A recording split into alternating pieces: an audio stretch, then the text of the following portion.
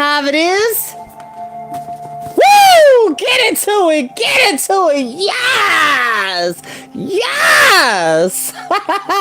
We're back! Hi, lovelies. Hi. Welcome back to Storytime with Chris. Welcome back to Storytime with Chris. Welcome back to Storytime with Chris. I said, welcome back to Storytime with Chris. Hey. Hi. Y'all, we are back with the final chapter of a series of unfortunate events by Lemony, Snicket, book 12, The Penultimate, Peril.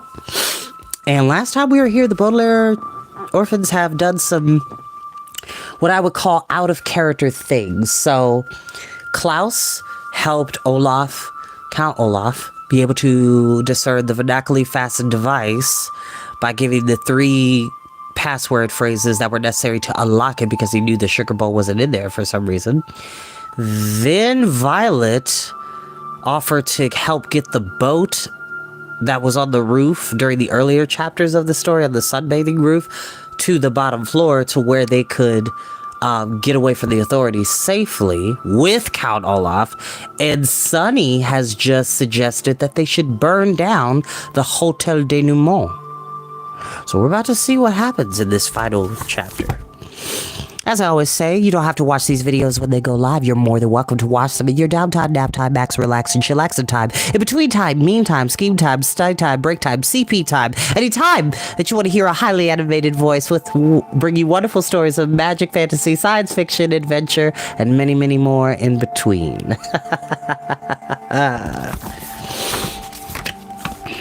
Let's get into it, because this is about to be wild.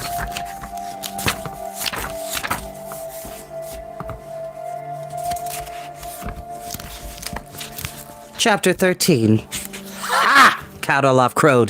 This takes the cake. He was using an expression, which here means, I find this especially amusing and outrageous. Although Dewey Denouement's underwater catalog contains a list of 27 cakes that Olaf has stolen. With a look of treacherous glee, he reached out and oh, okay, so... Oh. Interesting. So I'm going to show you this image. So if you look closely, it's supposed to show, like, the reflection of the pond surface from the top, so things will look reversed and backwards. 27 cakes that Olaf has stolen. With a look of treacherous glee, he reached down and patted Sonny Baudelaire on the head using the hand that wasn't clutching the harpoon gun. After all this time, the littlest orphan wants to follow in my footsteps, he cried. I knew I was a good guardian after all. You're not a good guardian, Violet said, and Sonny's not an arsonist. My sister doesn't know what she's saying. Burn down hotel, Sonny insisted. Are you feeling all right, Sonny? Klaus asked, peering into his sister's eyes. He was worried that the medusoid mycelium, which had threatened the life of the youngest Baudelaire just days ago, was affecting her in some sinister way. Klaus had researched a way to dilute the treacherous fungus, but he wondered now if dilution was not enough. I feel fine, Sonny said. Burn down hotel. That's my girl, Count Olaf cried. I only wish Carmelita had your spunk. With all the errands I had to do, burning down this hotel hadn't even occurred to me. But even when you're very busy, you should always take time for your hobbies. Your hobbies, Justice Strauss said, are nothing but villainy, Count Olaf. The Baudelaires may want to join you in wickedness, but I'll do anything in my power to stop you. There's nothing in your power, Olaf sneered. Your fellow judges are comrades of mine. Your fellow volunteers are running around the lobby of this hotel wearing blindfolds, and I have the harpoon gun. I have a comprehensive history of injustice, Justice Strauss cried. This book should be good for something. The villain did not continue his argument, but merely pointed the weapon at the judge. You orphans will start the fire here in the laundry room, he said, while I make sure Justice Strauss doesn't stop us. Yes, sir, Sonny said and reached for his sibling's hands. No! Justice Strauss cried. Why are you doing this, Sonny? Violet asked her sister. You're going to hurt innocent people. Why are you helping Count Olaf burn down this building? Klaus cried. Sonny looked at the laundry room and then up at her siblings. In silence, she shook her head as if this were not the time to discuss such matters. Help me, she said, and she did not have to say anything more. Although Violet and Klaus found their sister's actions unfathomable, they followed her into the laundry room as Olaf uttered a succinct laugh of triumph. Ha! Count Olaf cried. Pay attention, orphans, and I'll teach you some of my best tricks. First, spread those dirty sheets all over the floor. Then take those jugs of extremely flammable chemicals and pour them all over the sheets. In silence, Violet spread the rest of the sheets over the laundry room's wooden floor, while Klaus and Sunny walked over to the plastic jugs, opened them, and spilled them all over the sheets. A strong, bitter smell wafted from the laundry room as the children turned to Olaf and asked what was next. What is next? Sunny asked. Next is a match and some kindling, Olaf replied, and reached into his pocket with the hand that wasn't holding the gun. I was carrying matches on my person, he said, just as my enemies always carry kindling. He leaned forward and snatched Odious Lusting After Finance out of Justice Strauss's hands. This book is good for something, he said, and tossed it into the center of the dirty sheets, narrowly missing the siblings as they walked into the hallway. Jerome's squalor, book in hand, opened as it landed, and the children saw what looked like a carefully drawn diagram with arrows and dotted lines and a paragraph of notation underneath. The Baudelaires leaned forward to see if they could read what the injustice expert had written, and caught only the word passageway before Olaf lit a match and tossed it expertly onto the page. The paper caught on fire at once, and the book began to burn.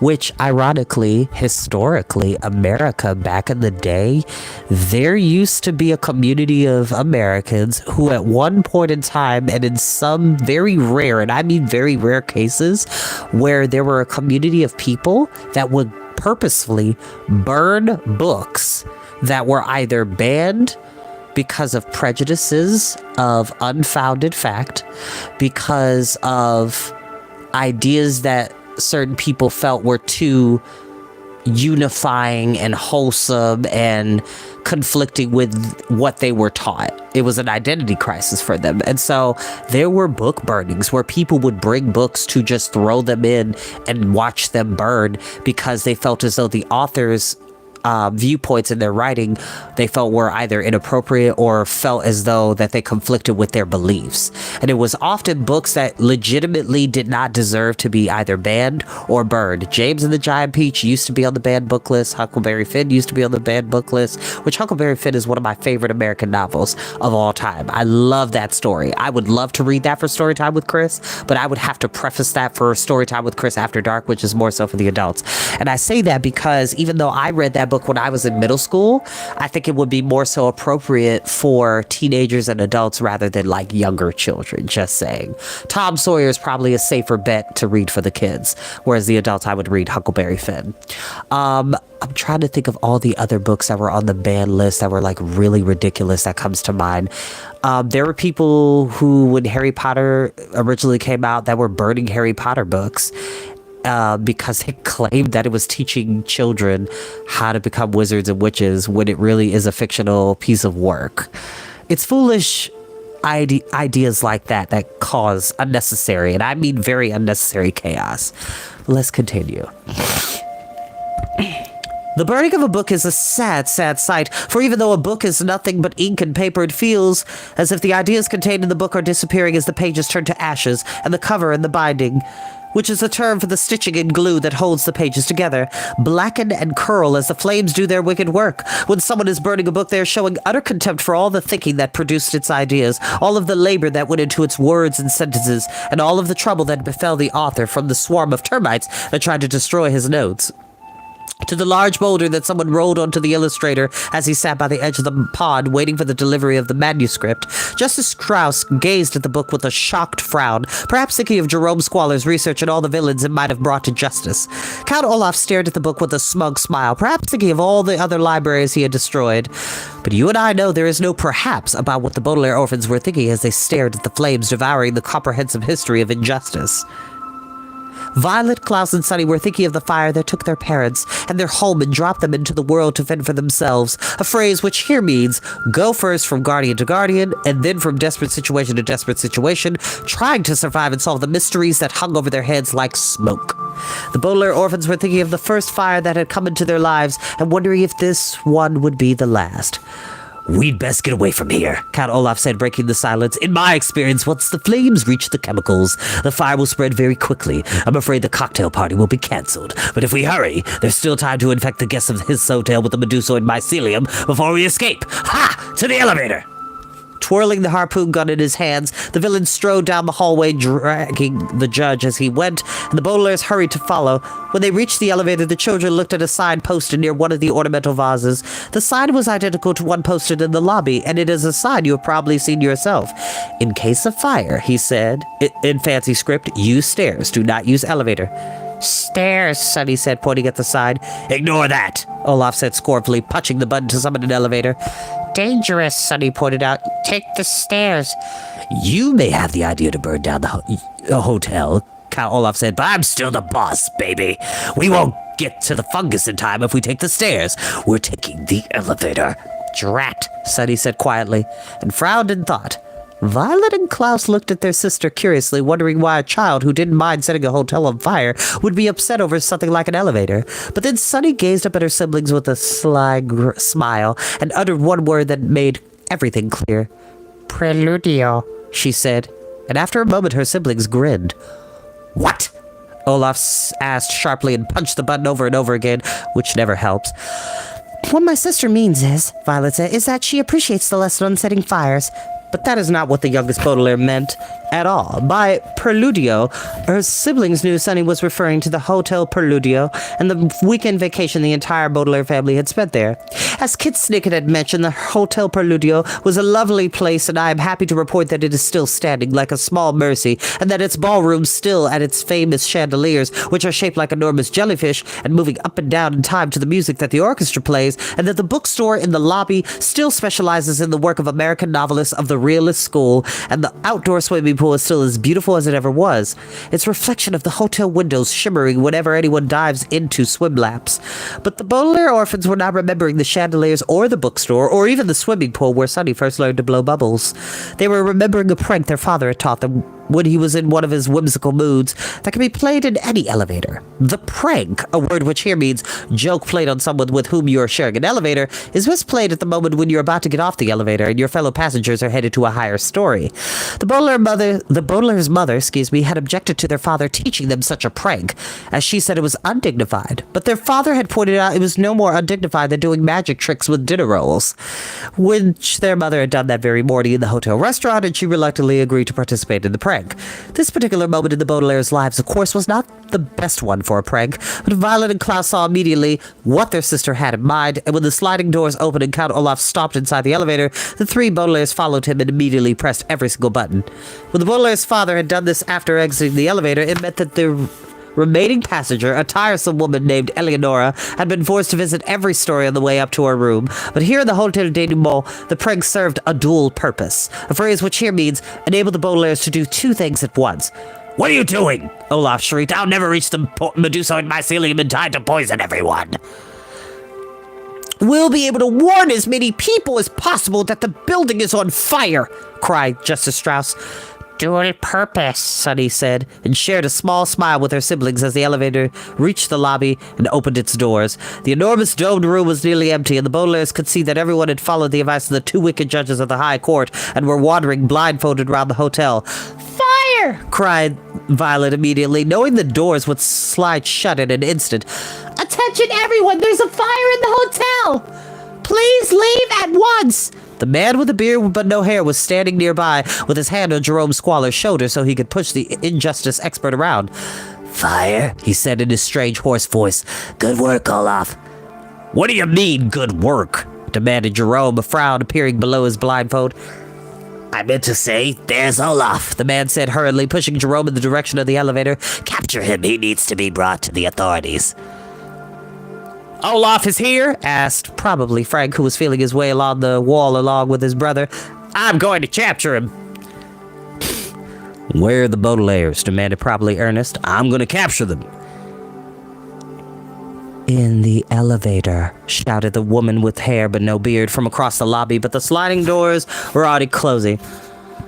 Call the fire department! Violet cried desperately. Which one? Was the reply, but the children could not tell if it came from Frank or Ernest, and the door slid shut on this one last glimpse of the villains and volunteers before elevators began its rise to the second story.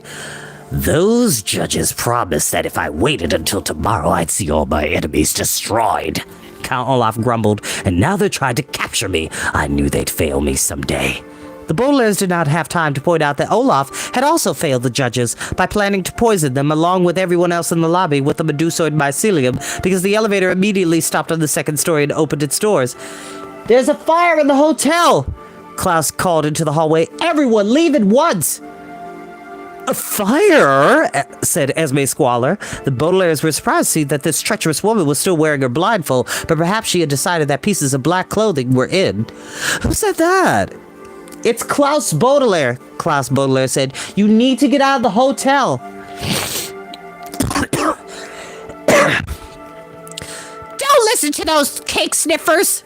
cried Carmelita Spatz, who was running a hand over an ornamental vase. "He's just trying to escape from us. Let's take off our blindfolds and peek."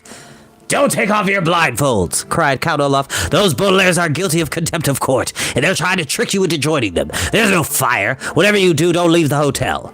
"We're not tricking you," Klaus said. "Olaf is tricking you. Please, believe us." "I don't know who to believe," Esme said scornfully. "Your orphans are as dishonest as my ex-boyfriend." "Leave us alone," Carmelita ordered, bumping into a wall. "We can find our own way."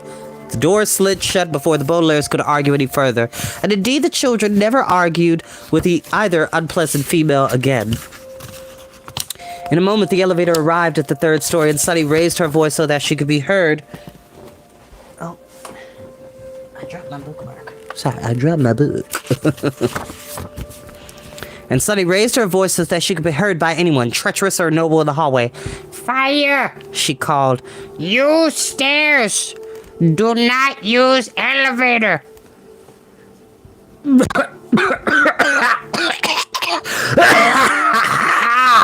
"Sonny Baudelaire?" Mr. Poe called, recognizing the child's voice. The baker was facing the entirely wrong direction and holding a white handkerchief up to his black blindfold. "Don't add the false reporting of fire to your list of crimes. You're already guilty of contempt of court and perhaps murder." "It's not false!" Justice Strauss exclaimed. "There really is a fire, Mr. Poe. Leave this hotel." "I can't leave," Mr. Poe replied. "I can't leave," coughing into his handkerchief. "I'm still in charge of the Baudelaire's affairs and their parents' The elevator doors closed before Mr. Poe could finish his word. The Baudelaires were taken away from the banker one last time, and with each of the stop of the elevator, I'm sorry to say, it was more or less the same. The Baudelaires saw Mrs. Bass on the third story still wearing her small blonde wig like a snow cap on the top of a mountain peak, and her blindfold stretched over her small, narrow mask. And they saw Mr. Remora, who was wandering around the seventh story with Vice Principal Nero.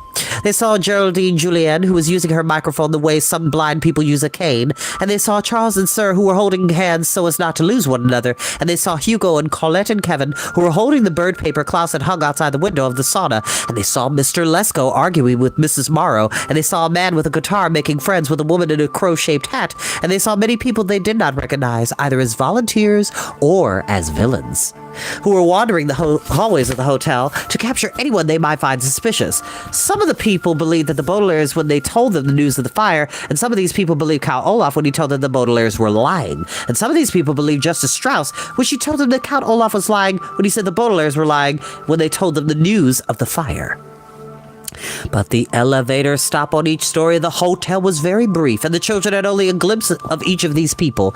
They heard Mrs. Bass mutter something about a getaway car, and they heard Mr. Remora wondering something about fried bananas. They heard Nero worrying about his violin case, and Geraldine squeal about headlines, and they heard Charles and Sir bicker over whether or not fires were good for the lumber industry. They heard Hugo ask if the plan for their hors d'oeuvres was still in operation, and they heard Colette ask about plucking the feathers off crows, and they heard Kevin complain that he didn't know whether to hold the bird paper in his right hand or his left hand, and they heard Mr. Lesko insult Mrs. Morrow, and the bearded man sing a song to the woman with the crow-shaped hat, and they heard a man call for Bruce and a woman call for her mother, and dozens of people whisper to and shout at, argue with and agree upon, angrily accuse and meekly defend, furiously compliment and kindly insult dozens of other people, both inside and outside the Hotel Denouement, whose names the Baudelaires recognized, forgot, and had never heard before. Each story has its story, and each story's story was unfathomable in the Baudelaire orphans' short journey, and many of the stories are unfathomable to me, even after all these lonely years and all these lonely research. Perhaps some of these stories are clear to you because you have spied upon the people involved. Perhaps Mrs. Bass has changed her name and lives near you, or perhaps Mr. Remora's name is the same and he lives far away. Perhaps Nero now works as a grocery store clerk, or Geraldine Juliet now teaches arts and crafts. Perhaps Charles and Sarah are no longer partners and you have the occasion to study one of them as he sat across from you on a bus. Or perhaps Hugo, Colette, and Kevin are still comrades and you have followed these unfathomable people after noticing that one of them used both hands equally. Perhaps Mr. Lesko is now your neighbor, or Mrs. Marl is now your sister, or your mother, or your aunt, or wife, or even your husband. Perhaps the noise you hear outside your door is a bearded man trying to climb into your window, or perhaps it is a woman in a crow-shaped hat hailing a taxi. Perhaps you have spotted the managers of the Hotel Denouement, or the judges of the High Court, or the waiters of Café Salmonella, or the Anxious Clown, or perhaps you've met an expert on injustice, or become one yourself. Perhaps the people in your unfathomable life and their unfathomable stories are clear to you as you make your way in the world, but when the elevator stopped for the last time and the doors slid open to reveal the tilted roof of the Hotel Denouement, and the Baudelaires felt as if they were balancing very delicately on a mysterious and perplexing heap of unfathomable mysteries, they did not know who could survive the fire they had set, and who would perish. My apologies, sorry. Ooh, didn't mean to yawn. They did not know who thought they were volunteers and who thought they were villains, or who believed they were innocent and who believed they were guilty. And they did not know if their own observations, errands, and deeds meant they were noble or wicked, or somewhere between. As they stepped out of the elevator and walked across the rooftop sunbathing salon, the Baudelaire orphans felt as if their entire lives were like a book filled with crucial information that had been set aflame, like the comprehensive history of injustice that was now just ashes in a fire growing more enormous by the second. "Look!" Count Olaf cried, leaning over the edge of the hotel and pointing down. The Baudelaires looked, expecting to see the enormous calm surface of the pond reflecting the Hotel Denouement back at them like an enormous mirror. But the air was stained with patches of thick black smoke that poured out of the basement windows as the fire began to spread, and the surface of the pond looked like a series of tiny mirrors, each broken into strange, unfathomable shapes. Here and there among the smoke and mirrors, the children could see the tiny figures running this way and that, but could not tell if they were the authorities on the ground or people in the hotel running to escape from the blaze. Olaf continued to gaze downward, and the Baudelaires could not tell if he looked pleased or disappointed. "Thanks to you, orphans," he said. "It's too late to destroy everyone with the Medusoid mycelium, but at least we got to start a fire." Justice Strauss was still gazing at the smoke pouring from the windows and rising into the sky, and her expression was equally unfathomable. "Thanks to you, Baudelaires," she said quietly to the Baudelaires. "This hotel will be destroyed by fire, but at least we stopped Olaf from releasing the fungus." "The fire isn't burning very quickly," Olaf said. "Many people will escape." "The fire isn't burning slowly either," Justice Strauss said. "Some people won't." The Baudelaire orphans looked at one another, but before anyone could say anything further, the entire building trembled, and the children had to struggle to keep their balance on the tilted roof. So it's kind of like the building is supposed to be like this, but it's like leaning this. It's like a leaning Tower of Pisa. Yes, it's in Italy. It's in Rome, Italy.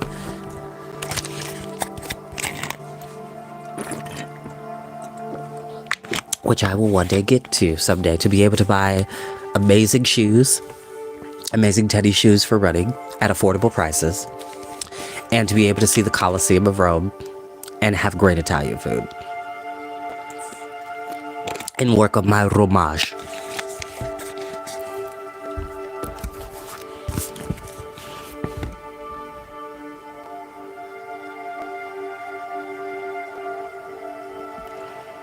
The shiny sunbathing mats tumbled across the salon, and the water in the swimming pool splashed against the side of the large wooden boat, dampening the figurehead of the octopus attacking a man in a diving suit. "The fire is weakening the structural foundations of the building," Violet said. "We have to get out of here," Klaus said.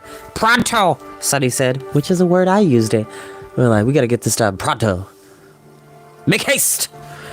Without another word, the Baudelaires turned from the adults and strode quickly toward the boat. Shifting the pile of sheets into one hand, Violet took off her concierge hat, reached into her pocket and found the ribbon Kit Snicket had given her, which she used to tie up her hair. Klaus reached into his pocket and found his commonplace book, which he began to flip through. Sunny did not reach into her pocket, but she scraped her sharp teeth together thoughtfully as she suspected they might be needed. Violet stared critically at the boat. "I'll attach the drag chute to the figurehead," she said. I should be able to tie a devil's tongue knot around the helmet of the diver. She paused for a moment. That's where the Medusa and mycelium is hidden, she said. Count Olaf kept it there, where no one would think of looking. Klaus stared critically at his notes. I'll angle the sail to catch the wind, he said. Otherwise, a heavy object like this would fall straight down into the water. He paused for a moment, too. That's what happened to the sugar bowl, he said. Dewey Denouement let everyone think it had fallen into the laundry room, so no one would find it in the pond. Spatulas as oars, Sonny said, pointing to the implements that Hugo had used to flip over the sunbathers. Good idea, Violet agreed and gazed out to the gray, troubled waters of the sea. Maybe our friends will find us. Hector should be flying this way with Kit Snicket and the Quagmires. And Fiona, Klaus added. No, Sonny said. What do you mean? Violet asked, stepping carefully from the edge of the pool onto the side of the boat, where she began to climb a rope ladder up to the figurehead. They said they would arrive by Thursday, Klaus said, helping Sonny climb aboard and then stepping onto the boat itself. The deck was about the size of a large mattress, big enough to hold the Baudelaires and perhaps one or two more passengers. It's Wednesday afternoon. The fire, Sonny said, and pointed at the smoke as it rose toward the sky. The two older Baudelaires gasped. They had almost forgotten that Kit had told them she would be watching the skies looking for a signal that would cancel Thursday's gathering. That's why you thought of lighting the fire, Violet said, hurriedly tying the sheets around the figurehead. See? It's a signal. VFD will see it, Klaus said, and know that all their hopes have gone up in smoke. Sonny nodded. The last safe place, she said, is safe no more. It was an expressive sentence for the youngest Baudelaire, but a sad one. Maybe our friends will find us anyway, Violet said. They might be the last noble people we know. If they're truly noble, Klaus said, they might not want to be our friends. Violet nodded and her eyes filled with tears. You're right, she admitted. We killed a man. Accident, Sonny said firmly, and burned down a hotel, Klaus said. Signal, Sonny said. We had good reasons, Violet said, but we still did bad things. We want to be noble, Klaus said, but we've had to be treacherous. Noble enough, Sonny said, but the building trembled again, as if shaking its head in disagreement. Violet hung on to the figurehead, and Klaus and Sonny hung on to each other as the boat bumped against the sides of the swimming pool. Help us! Violet cried to the adults who were still staring at the rising smoke. Grab the spatulas and push the boat to the edge of the roof. Don't boss me around, Olaf growled, but he followed the judge to a corner of the roof where the spatulas lay, their mirrors reflecting the afternoon sun and the skies had darkened with smoke. Each adult grabbed one spatula and poked at the boat the way you might poke at a spider you were trying to get off your bathtub. Bump, bump. The sailboat bumped against the edge of the pool and then jostled its way out of the pool, where it slowly slid with a loud scraping sound to the far edge of the roof. The Baudelaires hung on tightly as the front half of the boat kept sliding across the mirrors of the salon until it was hanging over nothing but the smoky air. The boat tipped its way, and that in a delicate balance between the roof of the hotel and the sea below. Climb aboard! Violet cried, giving her knots one last tug. Of course I'll climb aboard, Olaf announced, narrowing his eyes at the helm of the figurehead. I'm the captain of this boat. He threw his spatula onto the deck, narrowly missing Klaus and Sonny, and then bounded onto the ship, making it teeter wildly on the edge of the building. You too, Justice Strauss, Klaus cried, but the judge just put down her spatula and looked sadly at the children. No, she said, and the children could see she was crying. I won't go. It's not right. What else can we do? Sonny said, but Justice Strauss shook her head. I won't run from the scene of a crime, she said. You children should come with me and we'll explain everything to the authorities. They may not believe us, Violet said, raiding the drag chute, or they may be enemies lurking in their ranks, like the villains in the high court. Perhaps, the judge said, but there's no excuse for running away. Count Olaf gave his former neighbor a scornful look and then turned to the Baudelaires. Let her burn to a crisp if she wants, he said, but it's time for us to go. Justice Strauss took a deep breath and then stepped forward and put her hand on the hideous wooden carving, as if she meant to drag the whole boat back onto the hotel. There are people who say that criminal behavior is the destiny of children from a broken home, she said through her tears. Don't make this your destiny, Baudelaires. Please. Klaus stood at the mast, adjusting the controls of the sail. This boat, he said, is the only home we have. I've been following you all this time, she said, her grip tightening on the figurehead. You've always been just out of my grasp from the moment Mr. Poe took you away from the theater in his car to the moment Kit Snicket took you through the hedges in her taxi. I won't let you go, Baudelaires. Sunny stepped toward the judge, and for one moment her siblings thought she was going to step off the boat, but then she merely looked into the judge's weeping eyes and gave her a very sad smile. "Goodbye," she said, and the Baudelaire opened her mouth and bit the hand of Justice. With a cry of pain and frustration, Justice Strauss let go of the figurehead, and the building trembled again, sending the judge tumbling to the ground, and the boat tumbling off the roof, just as the clock of the Hotel Denouement announced the hour for the very last time.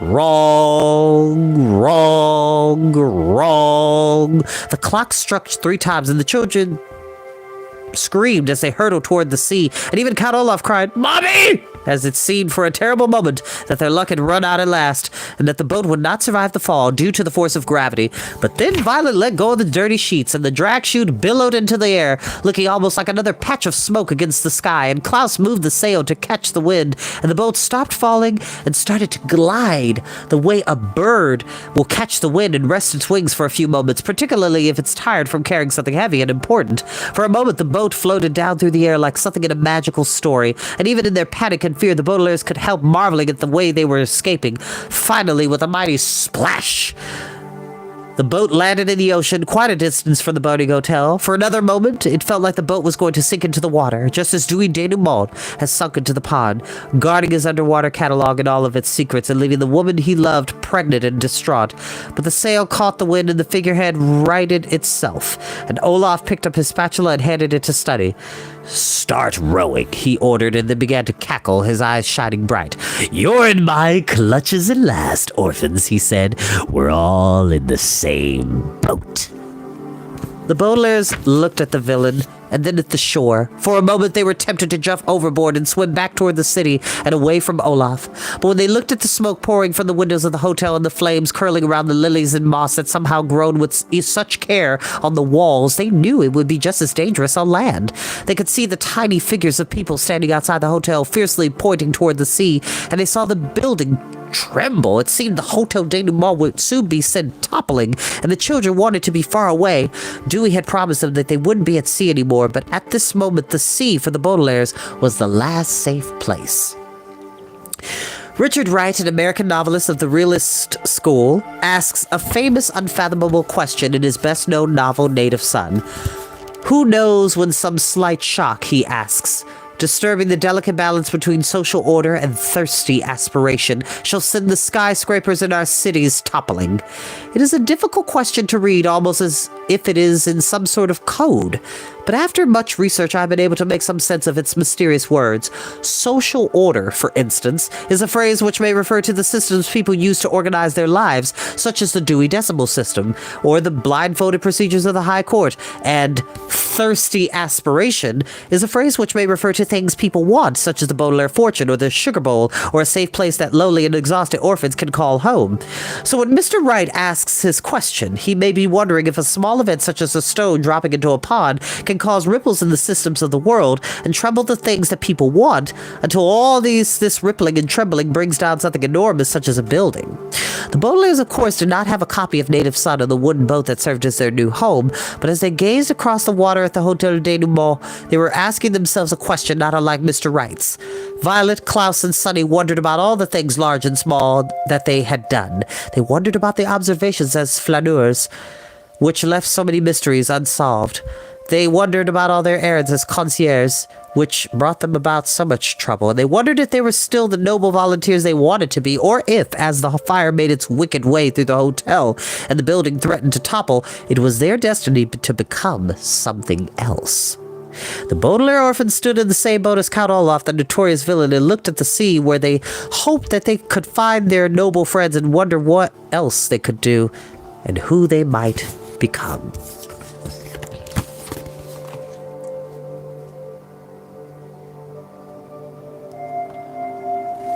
There are crows, crows, crows everywhere. And baby, if you can't hear me, I don't care. And now, after we take our week break, we are entering the final volume, the final installment, the answer to all of the mysteries. The End is what book 13 is called. thank you all so much for joining me for story time. As always, I love and appreciate you, and I'll see you next time. Bye-bye. Have a great day.